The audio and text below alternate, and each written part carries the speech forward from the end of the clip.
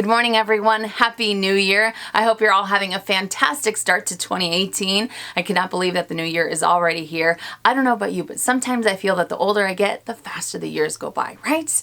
But anyways, before I continue, let me share the bag that I'm currently rocking, and that is the Chanel wallet on chain with the black caviar leather and the gold hardware. All right, so grab your coffee, grab your tea, let's start your workout, let's go to work, let's do your laundry, whatever it is that you do, come join me. We have some awesome topics to cover today, and I am happy to say, based on all of your awesome feedback last week, I'm happy to say that Minks Monday Q&As will continue on YouTube. Actually, all of my videos will continue on YouTube. I was just asking if you wanted me to do Insta Live, but I kind of felt the same thing that you guys did. It wouldn't be the same if it wasn't on YouTube, right? So I'm happy to say that. All right, so let's jump right into the questions, shall we? With the first one from Skylar V. What do you see as your big purchase of 2018? Fabulous question. I think that for 2018, I think it's going to be the Chanel reissue. And I'm still very much so gearing towards the pre-love market. And because of the price increase, that also increased the prices on the pre-love market, but still, I think that's going to be the big purchase of 2018. I don't really see anything else coming up. Hopefully not. Anyways, fingers crossed. I know that I promised myself that I was going to take it easy on luxury shoes. I went a little crazy last year, and yeah, no, I just have to kind of like regroup, like reassess, and then just take it easy type of thing. So yeah, I think it's going to be the Chanel reissue. I'm really excited, and I still am on the fence on the hardware and the size. And I'm still indecisive, but that's the one. But I would love to hear your guys' thoughts. What do you think is going to be your biggest purchase of 2018? I would love to hear what you guys have to say in the comment section down below. So hopefully that was able to answer your question. All right, next one from One Loved. Hopefully I said that correctly. I got some money for Christmas, and I'm trying to decide what to do with it. I've been eyeing a few luxury goods, and I was wondering your thoughts. I've been eyeing a few small leather goods and a couple of bags.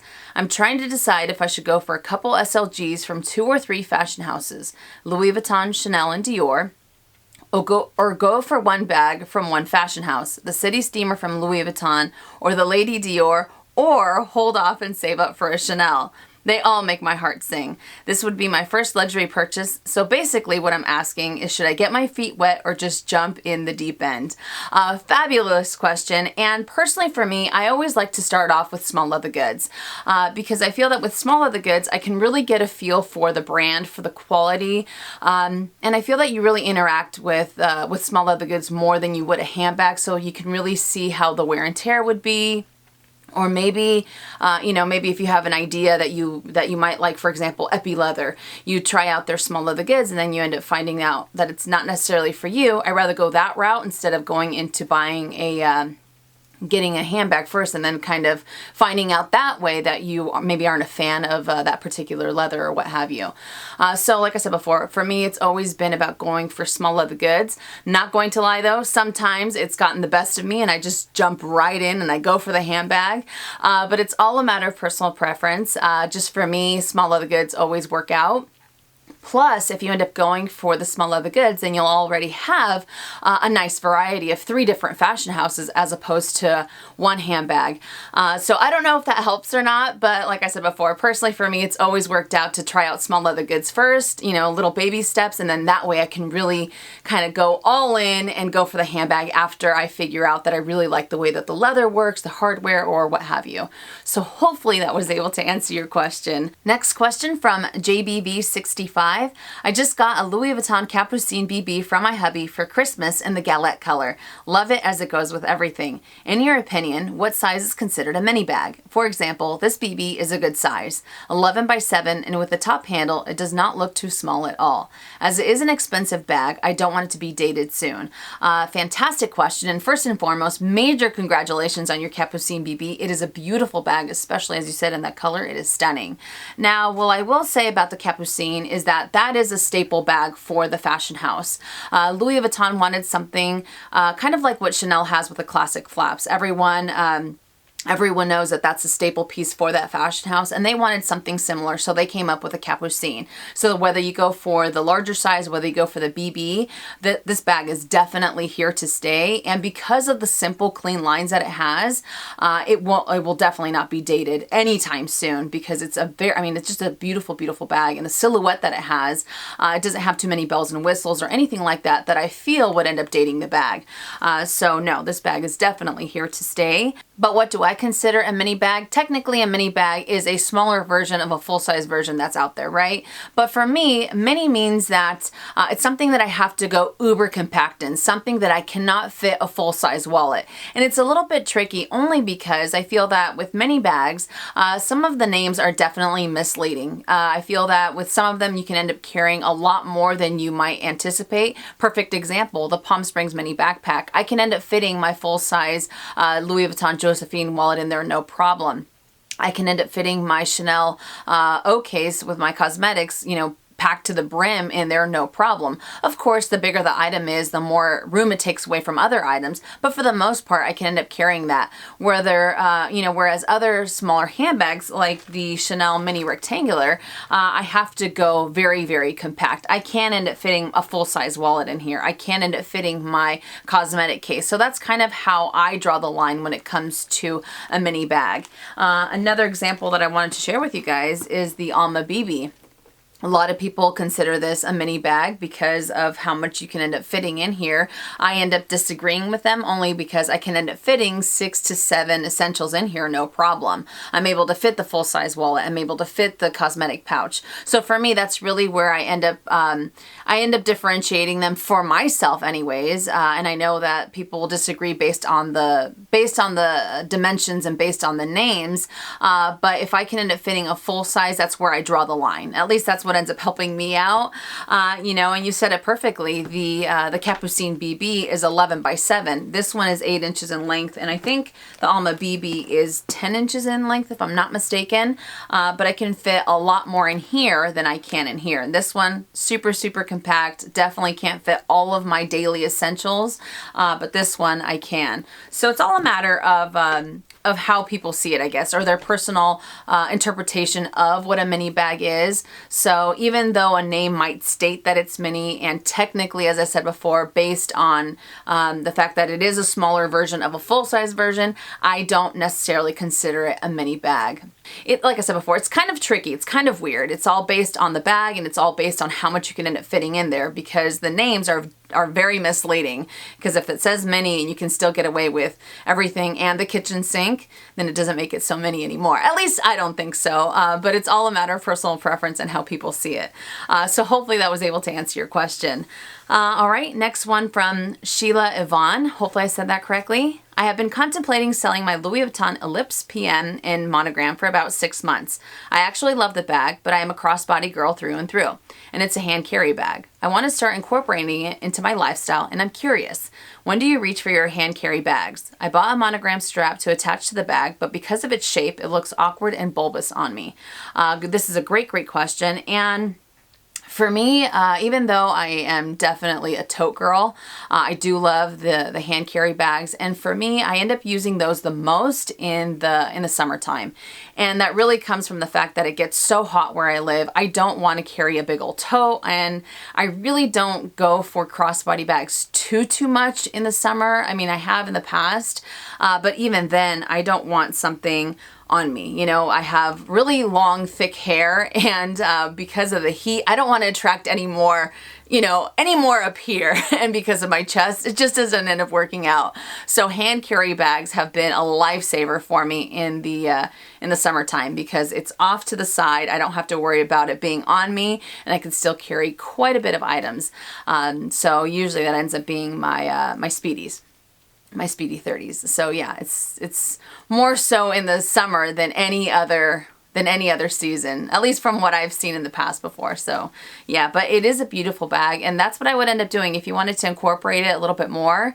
I would end up just taking it out on the weekends, or maybe places where you don't necessarily want to use it for 8 hours, like if you're out shopping, because I know that it can be kind of a nuisance when it comes to hand carry bags when you are shopping, because you want both hands. At least I do, right? You want both hands, and sometimes I feel that if I put it on the crook of my arm, it can get too heavy. So if you wanted to incorporate it a little bit more, I would take it out to places where you'd be out a couple hours, or maybe something to that effect. And then the more and more that you use it, maybe the more and more you'd like using it that way versus just strictly sticking to a crossbody bag. So hopefully that was able to answer your question. Next question from Cara. Hopefully I said that correctly. Do you think you'll fall out of love with handbags or sell all of them? If not, what would cause you to sell them all? This is a fabulous question. All right, so do I think that I'll fall out of love with handbags or sell all of them? I don't think so. I would like to say with certainty, but nothing is certain, right? But when it comes to handbags, handbags and I, we go way back. It is very much so deep rooted.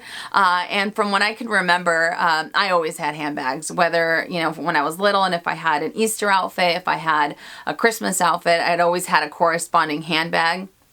And I always carried my handbags with me. Sometimes I would end up carrying all of them together, and I'd go over to my cousin's house and I'd go play Barbies or whatever it was, but I always had my handbags. So it's, it's very different as opposed to everything else that I've had in my life, or other things that I've had in my life that I really like, I obsess over, and then I fall out of love. When it comes to handbags, they've pretty much always been there. So I don't foresee that happening in the future. And if not, what would cause me to sell them all? If my family needed something, if my family needed money, and I know that by selling my handbags, I'd be able to get the funds for them, I wouldn't even think twice. They'd be gone in a heartbeat. I would sell every last piece of luxury goods that I have, because when it comes to me, my family always comes first. And if they needed funds for doctors, if they needed funds for whatever reason, I wouldn't even think twice. I would just sell absolutely everything. Because handbags are fun, and I love handbags. Like I said, it's deep rooted, and it wouldn't cause me the slightest moment of sorrow, because like I said before, my family will always come first. And if I can provide for them by selling my handbags, I would do that in a heartbeat. You know what I mean? Because the handbags they're just material items, but your family and what it means to me anyways, no question about it. Absolutely. I mean, I would sell everything, and yeah. And then in the future, if I wanted to add them back into my collection, I would, or I'd add them back into my life, but I would sell them, no hesitation, nothing at all. I would just be like, done, gone, and whatever it is that my family needed the funds for. So yeah, that would cause me to sell them all. All right, so great question. Hopefully I was able to answer that. Next one from Rachel Somebody. What do you think about the Gucci Soho Disco as a first luxury handbag purchase? I love it. I love that it's a crossbody, all leather, and it has a great price point. However, I wonder if it will still be in style 5 years from now, or if I will look back and wish I had picked up a bag from Louis Vuitton instead, since Louis Vuitton bags would retain its value. This is a great question, and what do I think about the Gucci Soho Disco as a first luxury handbag purchase? I absolutely love it. And I know a lot of people might disagree, but the double GG logo, some people might think it's tacky, some people might think that it's dated. I definitely disagree, because it kind of reminds me of the Chanel GST. The GST and the double CCs, even after that bag was discontinued, it is still a highly sought after bag, and it's just because of the silhouette that it has. And the Gucci Soho Disco has everything that you said that I feel really adds to a bag. It's all leather, it has an amazing price point, and it still fits a lot of items, and it's also a crossbody bag. And I think that crossbody bags are a type of style that's here to stay. It's no longer just a tote. It's no longer a hand carry bag. Crossbody bags have really revolutionized what handbags mean to people, or at least what they like in handbags. So I think that for that reason, it would be an awesome bag to be a first luxury piece, because as you said, all of those points. And I'd have to say that if Gucci continues the way that it's going, you know, as far as it being pretty much on top every year, like year after year, they keep introducing these phenomenal handbags that really appeal to a lot of different people. I think that that will help their resale value also, kind of maintain their resale value in their items. Whereas before with Gucci, it really wasn't known for holding its value like a Louis Vuitton piece or like a Chanel or an Hermes piece. Those are pretty much the three, if you will, top dogs. But in this path that Gucci is going for, I think it's going to be, you know, pretty much up there with those three fashion houses, in the fact that it will also retain its value. And some of their designs are a little out there, you know, but there's something for everybody. But when it comes to the simplicity of the Gucci Soho Disco, I think that it's here to stay, and it's not going to be dated either. So I think it's a phenomenal first luxury purchase. So hopefully that was able to answer your question. All right, next one from Rosie. Minnie, did you know that Louis Vuitton has a 6-ring key holder in empreinte leather, black and red? What do you think? Would it wear any differently than the canvas ones? It matches the empreinte clay. This is a wonderful question, and Louis Vuitton did recently release the 6-ring key holder in the empreinte leather. It is available in the cerise and the noir, and it retails for $380 here in the States, and I will insert a picture right now.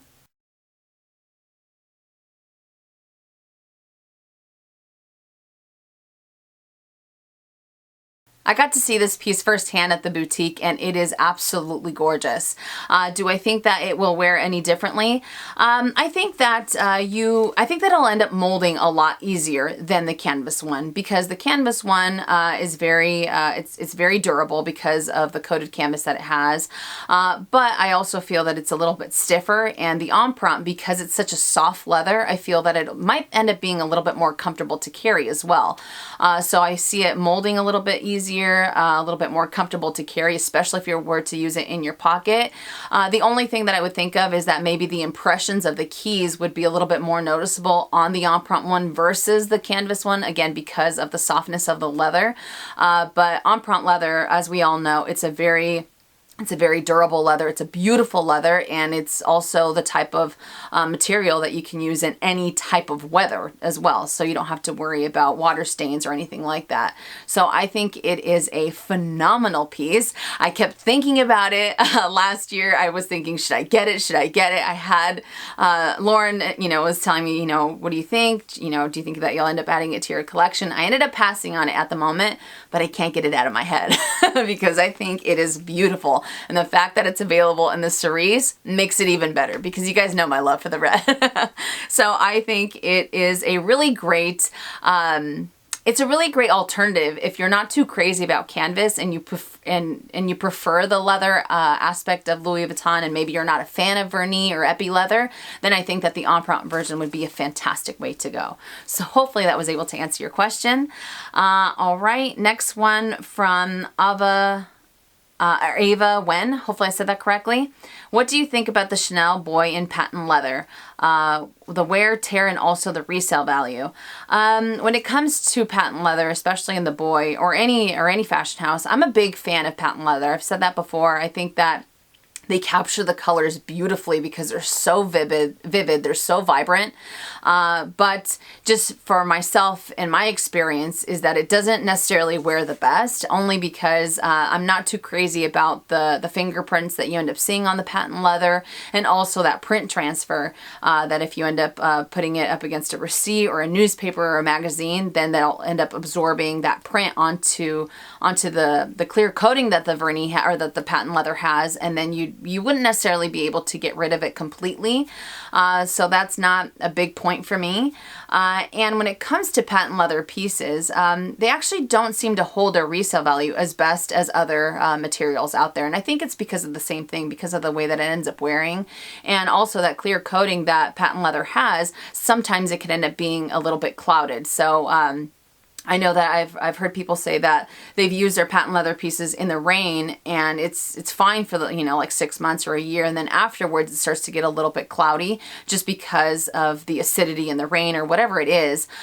So like I said, I haven't experienced that per se, but as far as you know, color transfer and the fingerprints and things like that, that I have, and it just wasn't for me. So as beautiful as patent leather is, as gorgeous as those colors are, it's not for me and something that I would move forward with any other piece. But I think that they are absolutely gorgeous. But as far as resale value, it's not as it's not as much as you would with any other material.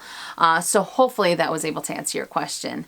All right, and then the last question from Tomodachi. Hopefully I said that correctly.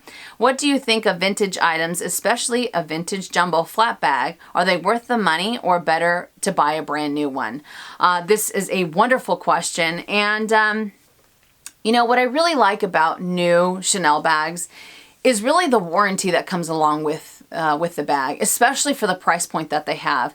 If I needed to take it in because of a seam, if I needed to take it in because of tarnish, because of this or that, I can take it into the boutique and I have that peace of mind that comes with the warranty, you know. And I could also take it into the Chanel spa if I wanted to revamp it, if it started to lose its luster after a while. I also have that option. So I do like going the new route for that reason, but I have to say, they don't make them like they used to, because the vintage flat bags or the vintage Chanel, I think they are absolutely exquisite. The quality of the leather, the quality of the hardware, I definitely feel that it's not the same as it is now. I still appreciate the new bags. I think that they're gorgeous, but I don't feel that they're made the same as they were before. Kind of like with Louis Vuitton. We've talked about this a few times on Minks Monday, that the new pieces are great, and you also get, like I said before, that peace of mind when you get a brand new item at the boutique. But before, you can really feel the quality of the canvas. It ended up being a little bit thicker. I felt like it wasn't as soft as it is now, and that's kind of how I feel about Chanel, because their older pieces, even their lambskin pieces from like the 80s, I mean, you wouldn't even think that they're over 30 years old because they look so incredibly great. You know, the leather has held up beautifully. And there's something that I've always been a fan of when it comes to vintage pieces, is that they tell a story. Like I said before, if you're able to tell someone, if someone asks, you know, your bag is vintage, when's it from? And you say it's from the 80s. How awesome is that? You know what I mean? And you can see that it's held up beautifully. It's not falling apart. It's not splitting at the seams or anything like that. So for the peace of mind on the price point that Chanel's have nowadays, I like I like going the new route, but vintage is just absolutely stunning, and they just don't make them like they used to. That is just my humble opinion. I know a lot of people will disagree with me, and that's fine, but they are absolutely exquisite. So it's all a matter of personal preference. Well, hopefully that was able to answer your question. All right, you guys, so that does it for Minks Monday Q&A. I hope you enjoyed it, and I hope I was able to help. And as always, I welcome your opinion on any topic that we discuss. Now, for this week's lineup, I know a lot of you guys had asked if I can do my most used small leather goods for 2017. I didn't get a chance to do that last year, so I will shoot for either Wednesday or Thursday this week. And for the third video, I have not gotten that far, to be honest. I'm still trying to play catch up, and hopefully I'm able to see you guys one more time this week. Fingers crossed. But I also just wanted to take the time to wish each and every one of you guys a very happy new year.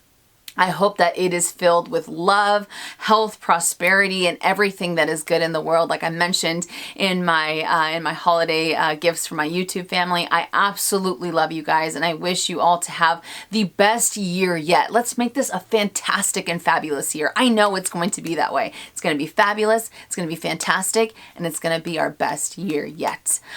So thank you guys again so much for watching. If you enjoyed this video, please give it a thumbs up. If you haven't already and you would like to, please subscribe to my YouTube channel by clicking on the red button down below and hitting that bell so you're notified when I upload videos, which is anywhere from 2 to 3 times a week. And I will see you guys later this week. And as always, make it a fabulous year or not. The choice is yours. Have a great day, you guys.